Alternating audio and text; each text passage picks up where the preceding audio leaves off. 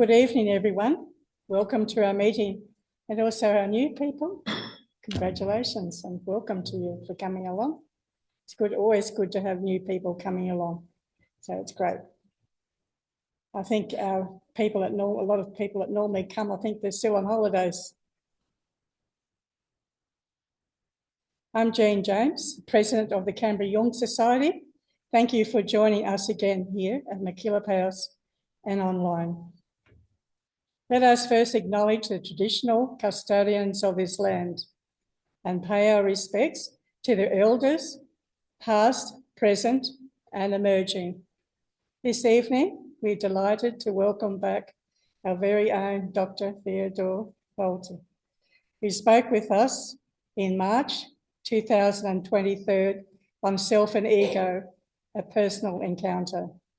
This time, Theodora will talk about drawing parallels between Carl Jung's analytical psychology and Fritz Perls' Gestalt psychotherapy, considering the personal lives of Carl Jung and Fritz Perls, and exploring three key areas. A, the role women played in their life and work. B, their different understandings of psychological defense mechanism.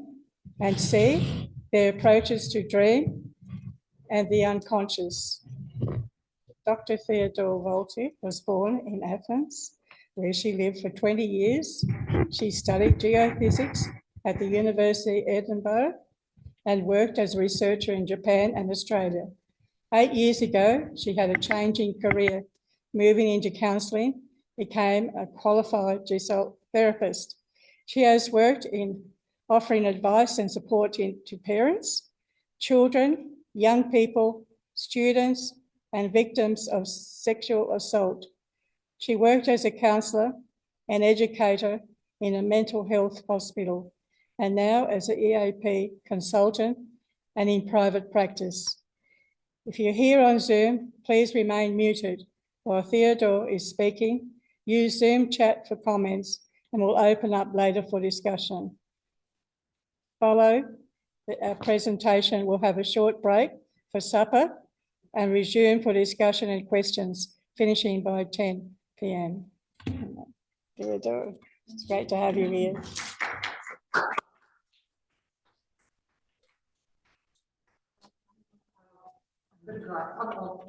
Are you right? I'll move around, whatever. Do you want a seat?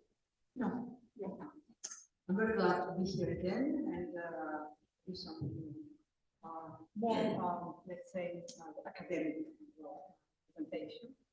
I've been. Some of us are yeah. Is ahead. Can you hear me? Huh? Yeah. Okay. My interest in Jung has been, many years in the past, when I had some troubles with my studies. But having said that, I don't have any formal training in Jung, but I do in Gestalt. I spent 2 years in the relational Sydney. I did that. So my idea of doing that, I'm qualified in Gestalt, but not in Jung. So if anything is not, it's not correct or anything you will find, please do, step in to correct and or maybe more comments on that. But just with my knowledge that I decided to do this. The other thing is, I found that this topic was very, very deep. It was all sort of issues. That I'm presenting, so I chose a few things. Okay. I chose a few topics to focus on, as we heard. And yeah, I'm going to just start. For those who do not know Gestalt therapy, it's it's not going to be. I'm not going to talk a lot about that as a therapy style, but it's based on phenomenology, which is more philosophical. Current, and yeah, it's focused on studies of consciousness and from the first person experience. So it's the subjective sense of self. And yeah, as such, it's important how people organize experience. So that's about the founders. He was born in Switzerland to a line of Protestant clergy and scholars, and grew up introspective, solitary, and he loved dreams and symbols and the things that taken of the scene. And he studied medicine and psychiatry at the University of Basel and Zurich. Perls is a little bit younger, I mean 20 years younger than, but yeah, than Jung. He was born in a working class Jewish family in Berlin. His childhood was very, chaotic. And yeah, and schooling oppression was strained, family relations, and he rebelled from all that. He also fought in World War I, in the First World, and then he studied medicine and psychoanalysis in Berlin. So just a little bit about what might have been their childhood. For Jung, we know that what his mother was drawn with two twins. The father was emotionally distant and intellectually rigid, and his inner world was very big, and so that sense of being left alone before this strange experiences. And yes, a deep fear of will collapse in these senses, and that will draw him to make that distinction between the number one personality, which is what we need to do outside, and the number two, which is the inner self.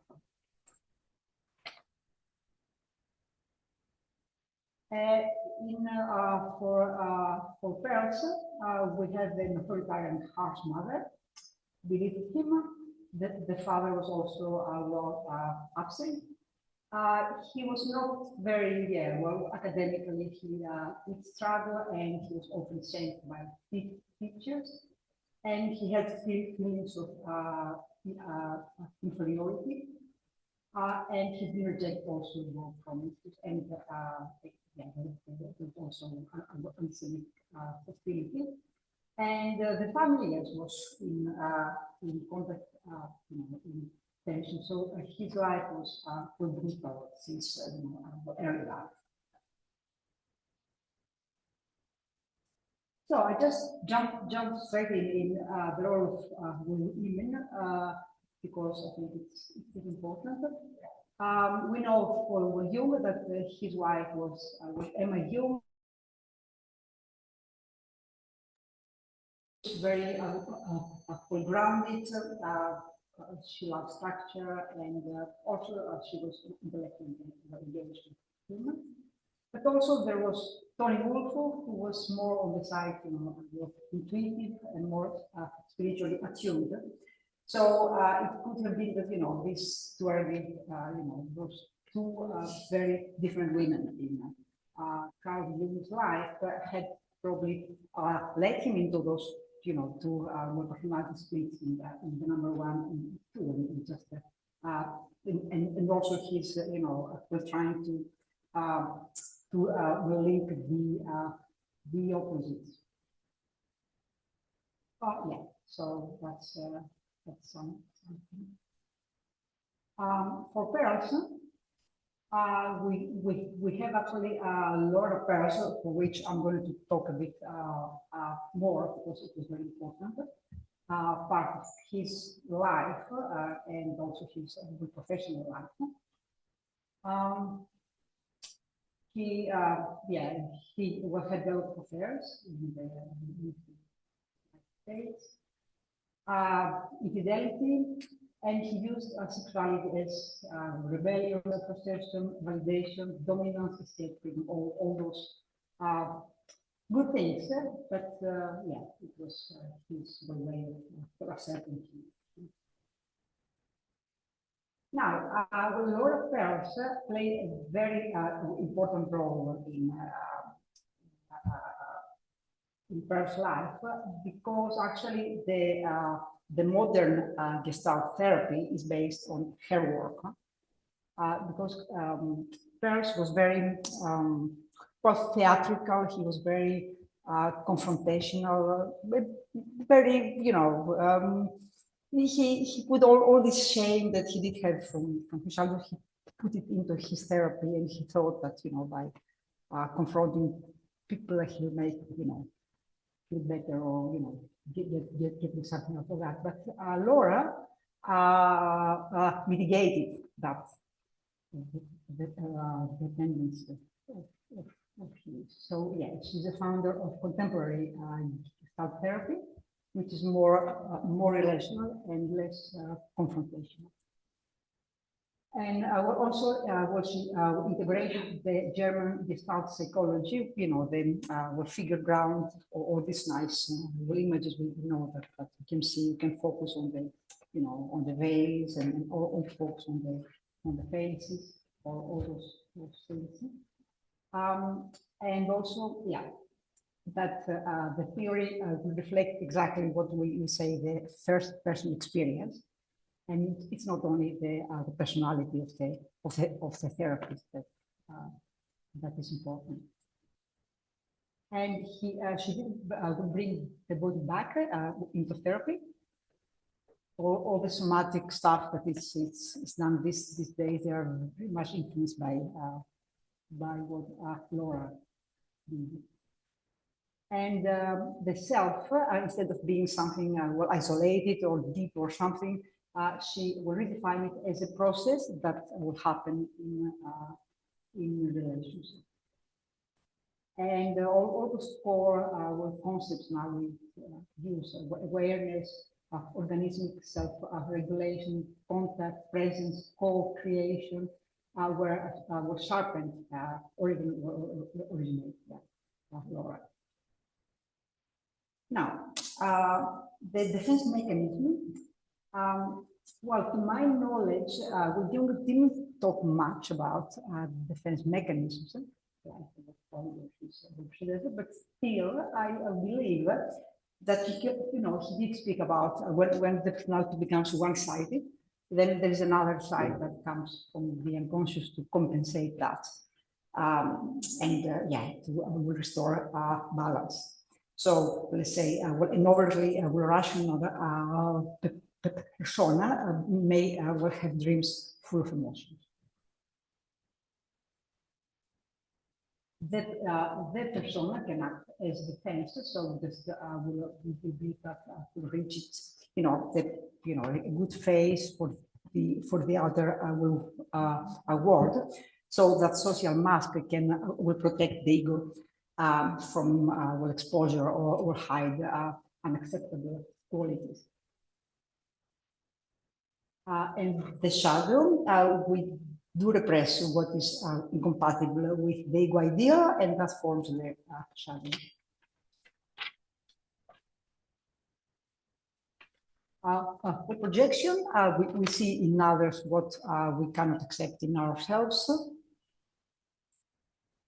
And this thing is what the ego identifies with an archetype, or it collapses into worthlessness. And the complexes that can form during an emotional trauma and can act as semi-autonomously interrupting consciousness and take over behavior. And in this way, they protect the psyche from relieving trauma. Now, the defense mechanism for Perls, it's very interesting because he's got a very long series of them, and I'm going to go through them because I think it's very interesting. Well, by introduction, he meant when we will swallow all the parenting advice and all the things that it's from the past and it's like, you know, we think it's our own. Our projection, it's similar, and it's more, I mean, you know, he talked about feelings, thoughts, impulses, needs, in order to avoid one's experience. So you just throw them outside and you avoid your own experience. Reflection, it's something that you do for yourself, something you want the environment to do to you. Well, for example, an extreme example, you want to throttle a person, and by that you start to feel all the constrictions here, you know.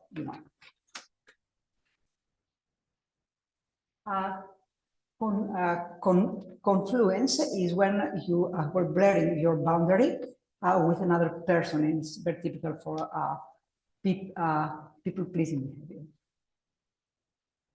Deflection is when you know you don't want conflict and you take the edge of something, so they're not as painful as desensitization.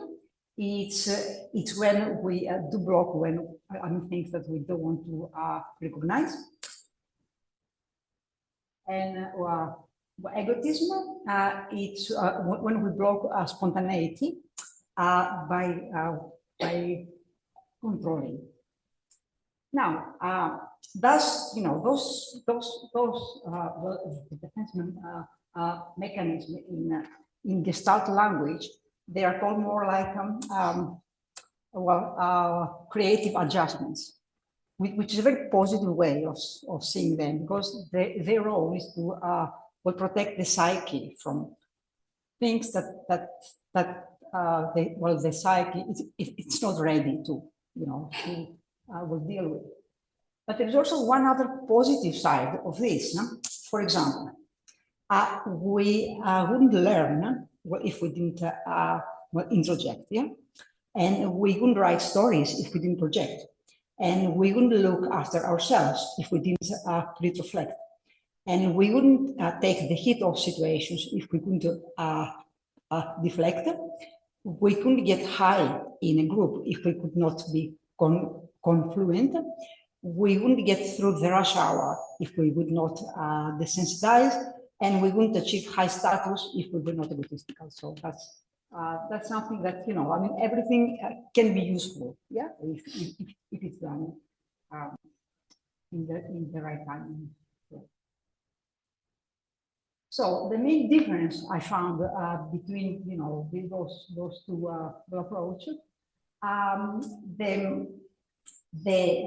for Jung, the defense would protect the ego from the unconscious. But for Perl, the defenses will protect the person from real contact with the world. So for Jung, it's more the defenses are more inner, but for Perl are boundary. So the main difference could be, one is more intrapersonal, and the other is intrapersonal. And also the way the defenses are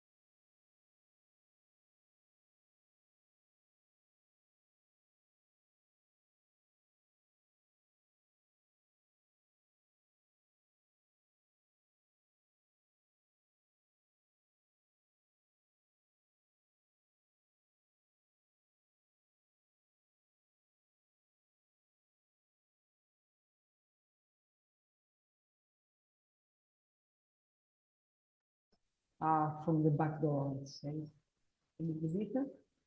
So, what shadows, you know, it's there when we talk about disowned traits, split of emotions, rejected impulses. The Gestalt actually they call them a top dog and well, underdog. So uses this. So it's not all that they would belong to the shadow.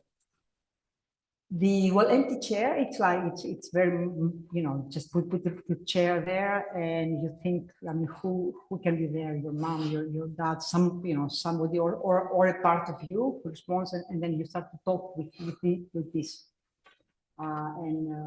yeah, to see what emerges from that. And field theory, well, actually, that's an interesting thing because field theory, it's influenced by science, by the fields in science. So I mean, everything can be any big area, which is, you know, can encompass, you know, the physical environment, the social environment, the relational environment, the culture, history, the person state, physiological, you know, psychological, and also the therapist-client relationship.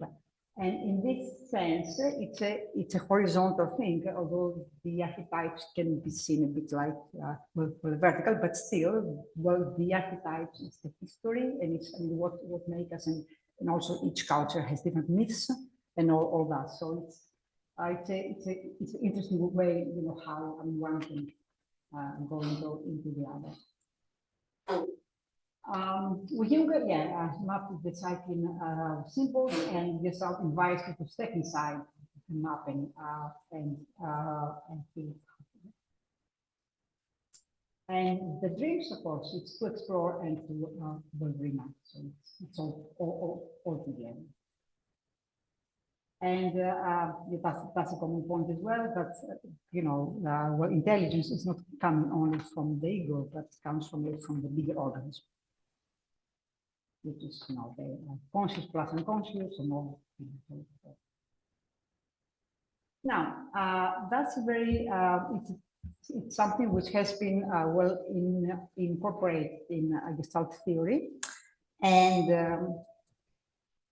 so that was the person who did that was well, Arnold Baser, who was a graduate of Stanford University in the medical school, and he was a clinical professor of psychiatry and the Life Fellow of the American Psychiatric Association and recipient of Gold Achievement Award. At the same time, he was actually also a national tennis champion, and he was an aspiring young surgeon. At 20 years old, he was struck down by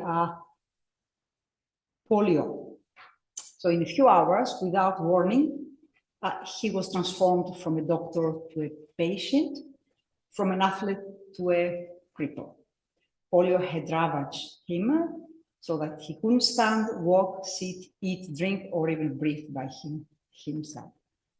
And while, you know, that happened to him, he invented this theory that change occurs when a person becomes what they are, not what they try to become what they are not. Yeah. His best book is Flying Without Wings. That's a very, you know, influential book. Okay. Now, well, a Jungian would say that in different words, like individuation happens by becoming who you are, and change occurs when the ego relinquishes its inflated project of self-improvement and allows the psychic compensatory forces to enter consciousness. And that also is very close to the enantiodromia, which is yeah. You know, they're running towards the opposite, and it's used a lot in Jung. So yeah, I mean, we got the conscious this way and conscious this way, but then the purpose is to link and to embrace everything. and that looks like the Gestalt figure ground, all those things and yin yang. Jung emphasizes symbolic rupture from the unconscious, while Gestalt emphasizes here and now awareness of the emerging experience. But both describe personal by only three more accessible. So one in the state comes out by itself. In the second case, focus on the now, and then the other things they settle around.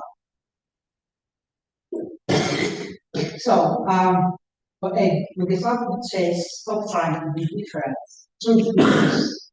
I mean, if you stop trying to be different, true difference becomes possible. And then you can say stop it, identify the egoism, self-reliance. I just found some of the post-Jung years, and actually interesting to find that they tend to be more relational as well. So Michael Fortham, who is an English psychiatrist and doing an analyst, talks about the development is relation from the start. And the self is not just a distance center, but they integrate and reintegrate in their relationships. And with James Hillman, he's an American psychologist, just uses archetypes and they solve the problems of stories to come to world. Those are perspectives and symptoms.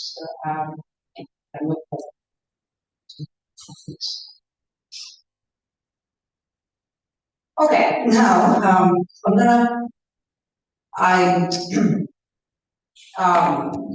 what Perls? First of all, I need to say that what Perls disliked in Jung about Jung was that he was too much interpreting, too much interpretation. There was not enough life in his methods and archetypes were abstract and myths were taken, but instead of the present and authority as well. So I asked ChatGPT to make a dialogue, and I did edit it, I must say, but I found it, it's quite interesting and it's fun as well. But yeah, I'm going to have more of a live idea of how those can make, conversation. So Jung say, dreams speak a symbolic language older than the ego. To understand the dream is to converge the unconscious. First would say conversation is just more talking. If the dream matters, we don't experience. But symbols reveal the archetypal patterns that shape us. They point to the self. People hide behind symbols. They talk about archetypes because they are scared to feel what's happening right now. That's avoidance, the rest is philosophy. Dreams rise from the depths of the collective unconscious. They are not random. They use symbols that connect us to the mythic structure of society. Symbols are excuses to avoid fear. People hide behind myths the way they hide behind their parts. I want the person in front of me, not their image. But myths are not merely defenses. They are the language of the soul. Without myth, the cycle starts. And interpretation brings insight. You sacrifice death for immediacy. and you sacrifice immediacy for abstraction. People need to they need to stand on the ground to own their words. It is desert, not the main. You reduce the psyche to physiology and behavior. What about meaning? What about of the archetypal dimension? Meaning is fine, but most people use it to escape the present. What does it mean? Is a clever way to avoid what we feel. Yet, without symbolism, one cannot understand the child, the shadow, the animal, the self. The inner child is right there crying. You need to name him. Let the client be the child. Don't try to miss about it. To treat the psyche like a fire to be touched. I treat it like a mystery that grows in presence. I treat it like a life belief. Perhaps the psyche requires both symbols and sensations, meaning and experience. Well, at least we agree on something. People split themselves in half and spend their lives stitching the halves back together. Fine, you use mythic thread, I use bare Perhaps the psyche needs both reverence and immediacy. Yes, but in your world, the client studies their pain, mind they feel. And feeling without reflection becomes chaos. And reflection without feeling becomes vision. That's it. And summary. So I think, yeah, I just put some of the main points here, which I found they're similar about wholeness and impression. Jung uses individuation as a process and Gestalt of the awareness. The emotion is not the enemy, that's the same. Both of them. For you, it's a creative, compensatory expression to dream symbols for archetypes, and for Gestalt is business versus from complexes. For you, there are emotionally charged clusters that constellate attention and together, and for Gestalt, it's figure that grabs the psyche and scrutinized and integrated. Dialogue with parts of the psyche, it's the active imagination and with problems in the chair. In both cases, healing comes from encounter and relationship. Nothing the same, so they're not exactly the same thing, the same land, but from the angles. For Jung, it's the depth, the archetypal layers, and the application, transpersonal meaning. Therefore, Gestalt is horizontalization and experience. And self is the, is the parts, the self organized for central and it's large ego, and for Gestalt it's the organism, the whole organism that naturally develops towards balance, where what the awareness is small. And the map of the psyche for you is structural and functional. Thank you.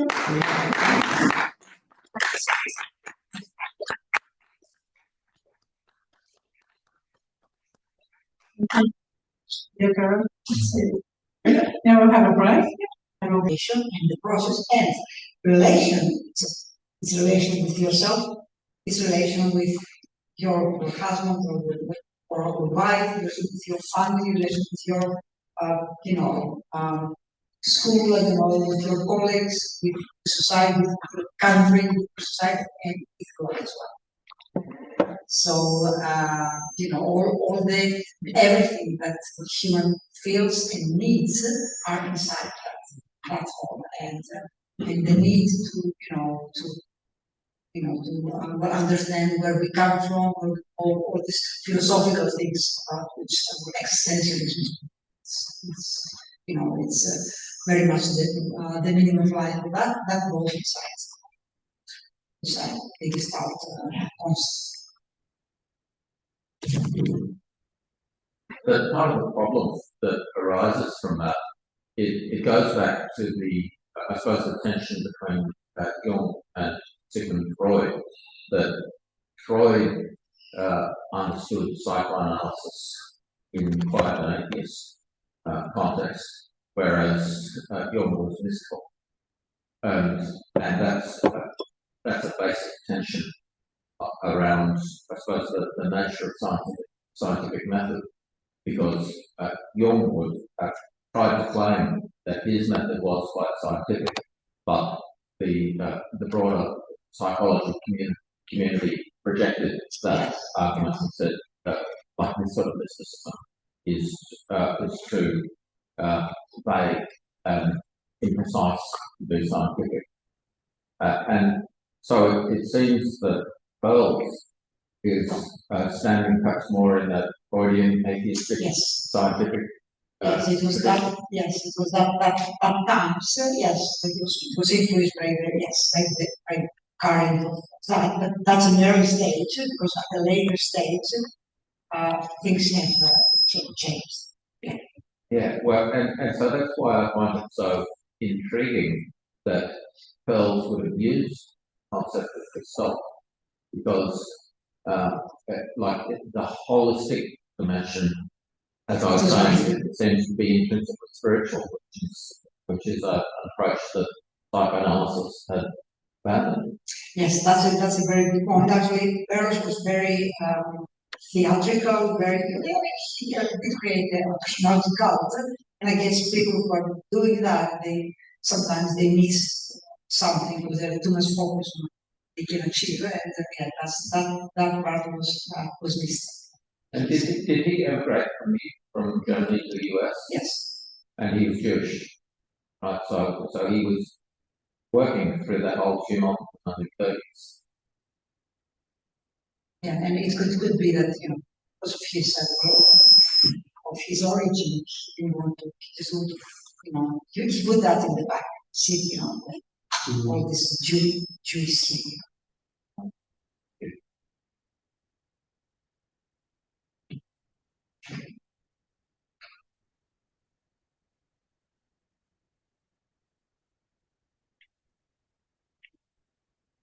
I was just thinking, one of the differences I noticed is that Jung is more teleological, so it's like the time frame, which is a bit like Western spirituality, headings of it, like like there's a point and there's a meaning, there's an end. We're heading toward complete unity, complete love. Go through this process. Meantime, while Perls remind me more of Zen. Zen, what's the meaning of life? Like the cherry tree. That's just immediate. Yeah. The meaning of life, what is happening right now, and that's it. I'm thinking, going back to what you're saying about wholeness, for someone like got the Zen approach, that is a wholeness. That there's nothing beyond that. That's everything. It's what's happening right now. So there's that tension between those two things. Is we're in the process where we're heading, but then there's also a way of looking at life where it's just the immediate moment. And I think, from my own experience, considering that those two things like come up in philosophy, religion, psychology, is probably need to live from both of those places. That probably is a challenge, but I think putting them both together would be the optimal way. So I can speak to that. Yes, absolutely. Yes, and that's what I thought, because I was, you know, in the past I Gestalt as well, Perls. It just happened I met some people, some nice people who introduced me to that. So I think that's what Jungian model is actually like the time, you go from here, step by step, and you reach something big, perfect, that kind of thing. And at the same time, with the dynamics, play out, but it's that line. And then all of a sudden, you just find out there's some other, theory, some other approach, is that the moment now, if what contains everything. And it's, yes, it does work, but, like I said, we need both. Sometimes it does work when you can delve deeper into that moment. Maybe, but it's not all the time. Some other times you need some kind of help, you need some figures, some mythology, some imagination, because it seems sometimes the Zen approach, of course, what is this, what is the, what is enlightenment? Go and fetch the bucket. Sounds right, yes. So it's, yes, I totally agree with that. We need both. And maybe sometimes in the life, in the, during our lives, we need both one or the other. I believe that, as I grow older, I can appreciate more of the moment than in the past. In the past, more into the timeless. I'm 10 years old. I don't grow up. So that line comes a bit more prominent as a philosophical approach. But isn't that a paradox?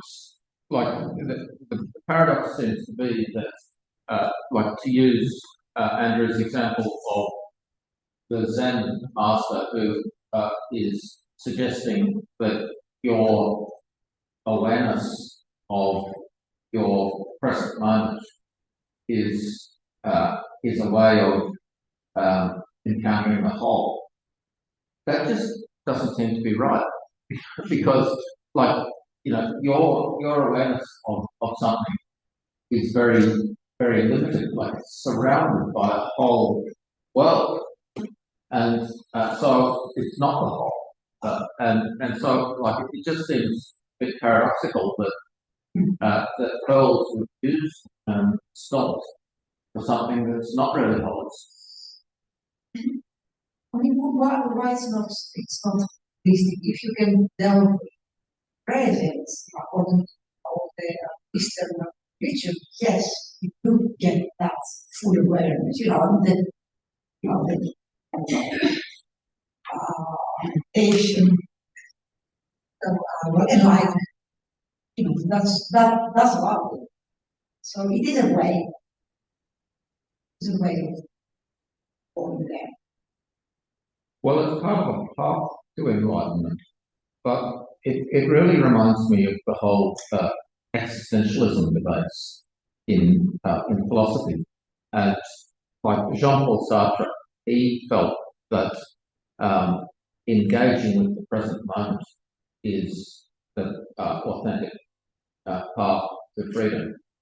And but then the sort of more conventional philosophy said, well, the present has to be understood in the context of the past. Yeah, then starts all this, yes, it will be there, yes, adds on. Yeah, so like, in my sense, a holistic approach has to take into account, try to comprehend the present in terms of the past and the future, like a sense of time. And I find that one of the really valuable things in Carl Jung, that he's got this deep sense of time, that archetypes evolve through time. And it is part of that. At the same time, you mentioned Sartre. Heidegger, for example, was very much more relational. It says you are together with what you are doing. So you are here and you have something and that becomes one. Yeah? So you are immersed in the present moment through the activity right now. That's the meaning. Well, I did my master's on Heidegger, and it's really interesting to to compare Heidegger with that whole existential cult at the present moment, because Heidegger was much more engaged with the history of philosophy and of culture, and so that sense of immersion in the present is also in the context of being thrown into a world that we create, and so we have to understand the world. We have to understand the world, but then we project upon the future. So there's this whole temporal dimension to authenticity that when people say, just a focus on the present moment is a path to live entirely in the present. To me, that's superficial. Yeah, but I believe, like I said, I think at the later stage in life, it's more, it makes more sense due to our experience and our knowledge we have accumulated through the years. That's the way I see it. But as a young person, yes, probably you need to enrich yourself of history, learn where you are from. So this whole around. So yeah, it makes sense, absolutely. And History is important. so how does Perls react to that sense of, I suppose, cultural identity in the past as the source of identity? Perls, yes, I'm not aware of things that he had said about that, but he was talking, he was more focusing on how we live now. And I guess that's because his past was not great. Mm-hmm. And he needed, he felt more rejected, so he felt the need to assert himself, and that formed his philosophy and his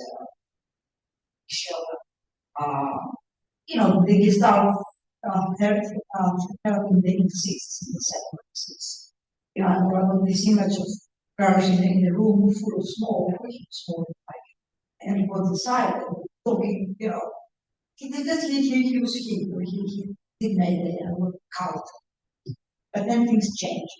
And after things, they had been more relational and more, see the whole work.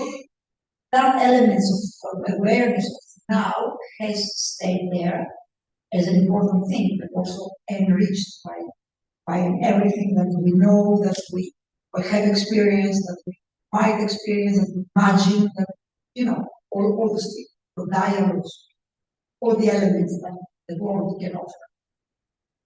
It's such an interesting debate in Australian culture.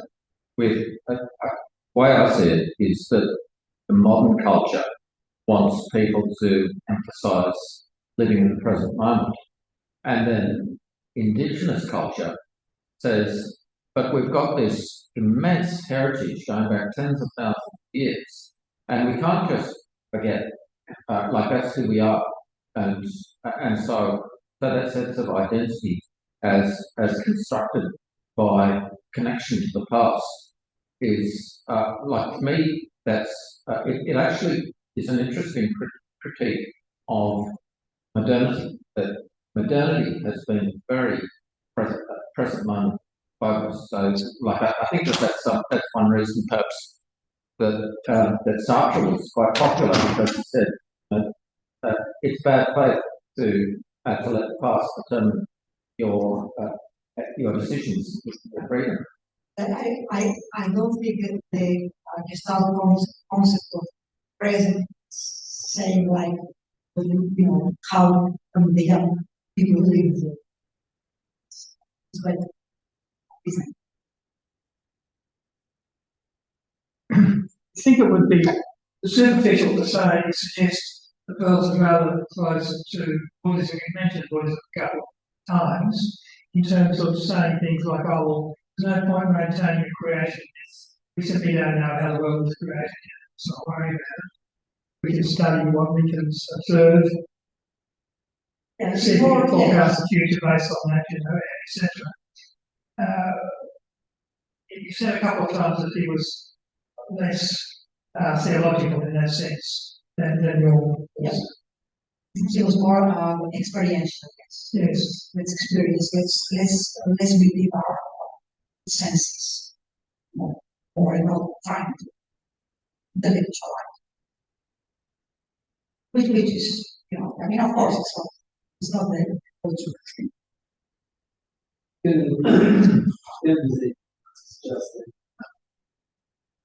the difference just in the culture, because you are Christian family, and Christianity, especially Western Christianity, is full of mysticism. In our Jewish culture, is more down to earth. There's no mysticism, clear rules, and it's quite zen because of all the discussions you see how it's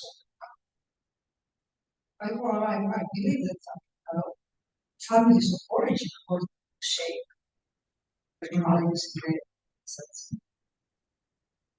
That's it.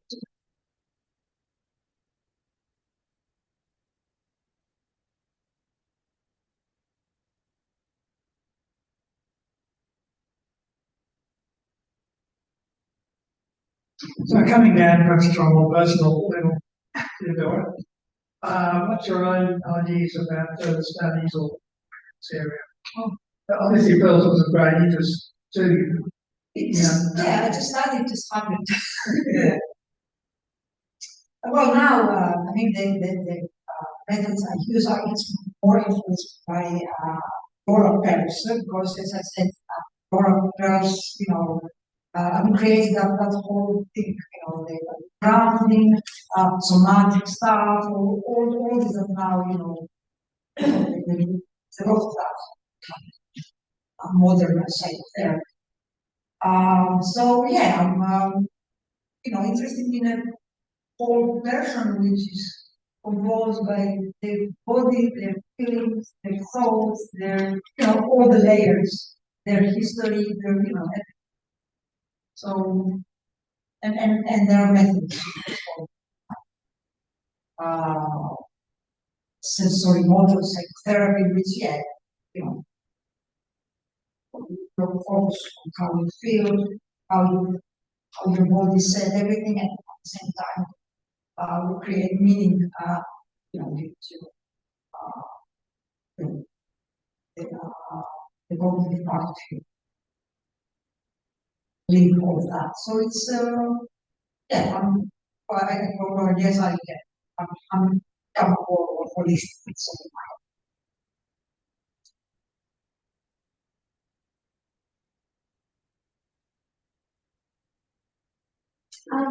you know, I had this question. I haven't heard very much about Perls and technique, I guess, of dealing with unfinished business. yeah.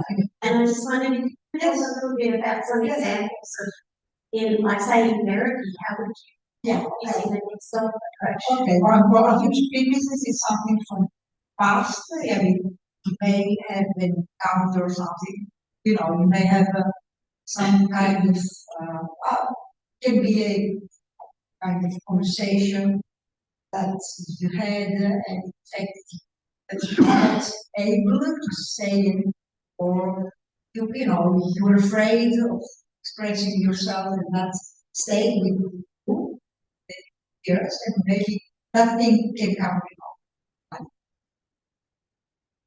you know, yeah, you just wanted to say some, you know, some kind of truth, but then, you know, that can stay with you, and then you find yourself in a similar situation in the future, and all of a sudden something happens and you feel we're frozen, let's say.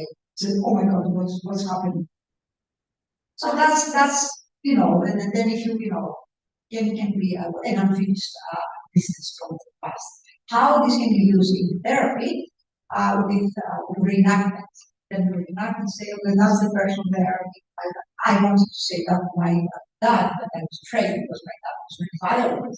If I could say that with my dad, he would trouble. Now my dad is here. Yes. And what about, you know, how does it relate to about the body? body remembers and things like that. Does Yeah, it? it is because let's say that you find yourself, you imagine yourself like something very afraid and it starts comes like this, so you're encouraged to do the opposite action. Okay, if you feel like that, do that, then it starts to how does it feel? So yes, it is absolutely mistakes or some. So that's more yeah, so businesses takes look out your beliefs and the way you are how it feels.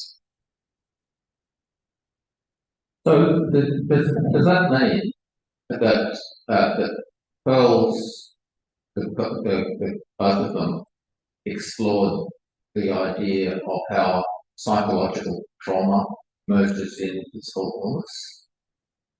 Yes, because yes, of course he did that. Because he,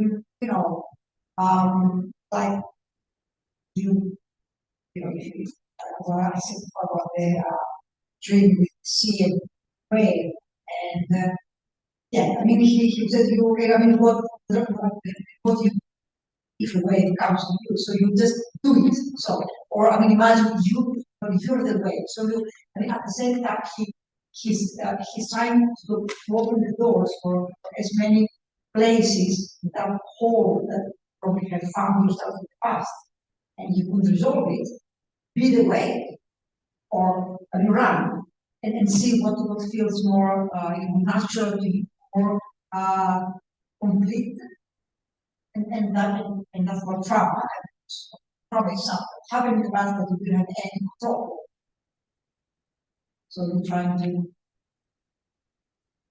So does that mean that Gestalt therapists have engaged with treatment of post-traumatic stress disorder? I think so. Yes. Because it seems that the sort of holistic dimension that that Pearls is talking about, it's very much about integrating mind with the body. And so whereas perhaps Jung had an even broader concept of holistic thinking, but compared to, I suppose, orthodox medical treatment that is not holistic, and it's very, cause and effect. Take a pill and it cures you. That sort of thing. It's fixed. Yeah. Whereas a holistic approach tries to treat the whole person. Yes, it does that. And the person, like, I mean, see something as a whole, there's kind of threats, stuff. But this is different for each person. So, it's, some people, they may, we call like top-down approach and bottom-up approach. So the top-down, some people, they're doing better if you start to, about their thoughts and their beliefs and that, and they're slowly go into the body. And others, no, they can start from the body, how it feels, this and that, so it varies. But yeah, the purpose is to treat the whole.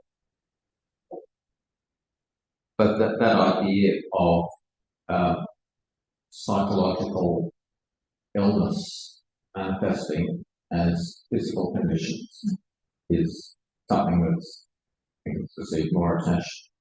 And is that something that you've explored in the context of Gestalt thinking? Yes, of course, yes. Yes, if there is something you start from what it is and then try to link it with other things. Yeah, but it's very well. Gestalt is also anti-medical. Anti-medical. Yes, right. It's not, that's also psychology. It's only about the cognitive part of the brain. washing the brain, you know, all the layers. Because like there's a fairly dominant view that suppressing symptoms through antidepressants is a most practical treatment for a lot of mental illness, but you would really challenge that. Oh yes, of course, yes. It's more active pharmacology. Yeah, I mean, of course, it may help, but Gestalt in terms of the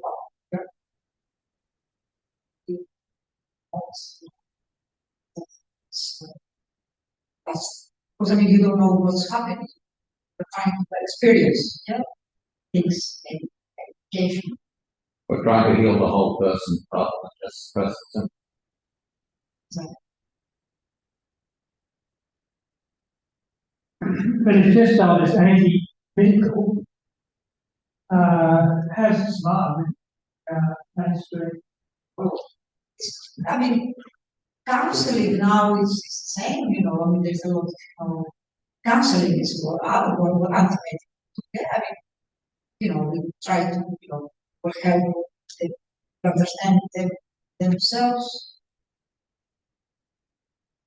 You know, sometimes medication has its place, but neither counselors or therapists can prescribe. They take into account person, but they we encourage people to not try other things and not go to give up just for the prescription straight away.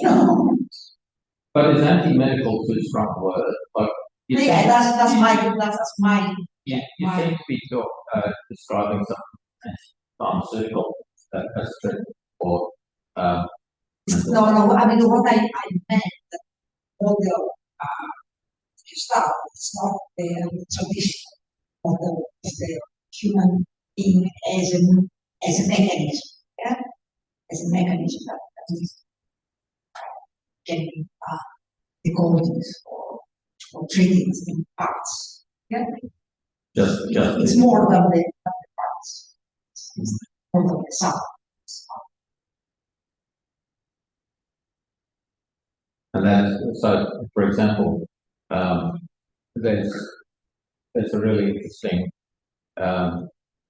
analysis of how will is really important for health. And so like if you want to live, then you're more likely to live than if you don't care. Yep. And that's sort of just like It is, yes, Gestalt yes. approach. It is, yes. Because you're considering yourself as a whole. Yep, exactly. And it's like how people organize experience, because the way they organize it, you can find motivations, how they do it, that build on those strengths, and that's the way. So if somebody is listless and depressed and lacking direction, then engaging with a Gestalt counsellor can help them to think through. Absolutely. What do I care about? What are my goals? Yes, absolutely. Yes. You try to discover your experience. Exactly. What do you care about? Because you don't care. You need to find what you care.